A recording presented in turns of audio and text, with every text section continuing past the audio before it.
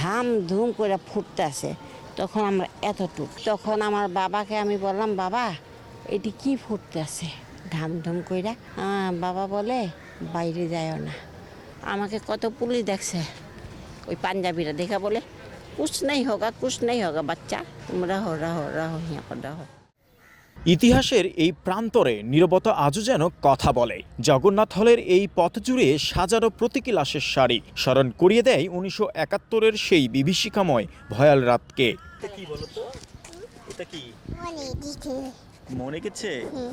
তাই 62 বছর বয়সী গোলাপী রায় নিজ চোখে দেখা সেই রাতের একজন জীবন্ত সাক্ষী।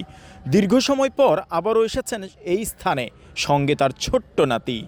এই দিকে কেউ নাই, এলে ওই দিকেও বোম মারতো।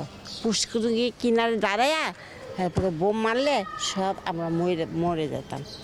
আজকের দিনে এই বুধবারে 12টায় এই ঘটনাটা হয়েছে, আর আজকে কার্ফিউ ছিল।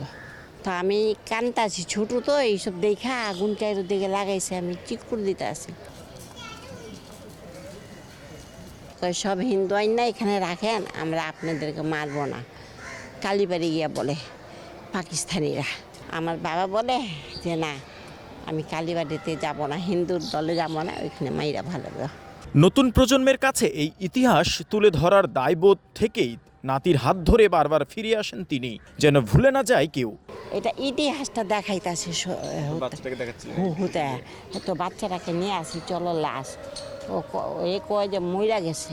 কেমন ছিল সেই বর্বরতা, কি করেছিল পাকিস্তানিরা? এইখানে আমার নানার ভাইটা মারা গেছে, আমার মামার ভাই মারা গেছে, বাসার থেকে আনছে ওদেরকে, ঘর থেকে এইখানে আইনা ধরছে ওদেরকে, এখানে ঢুকছে ঢুকা।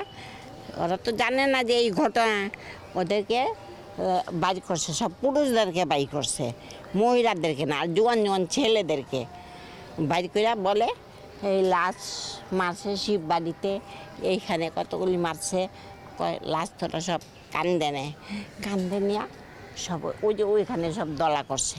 হ্যাঁ, ওই যে আমি যে বেশি বড় ছিলাম না, এলাকা আমার ধরেনি। জয় ক্রিস্টোফার বিশ্বাস, দ্য নিউজ, ঢাকা।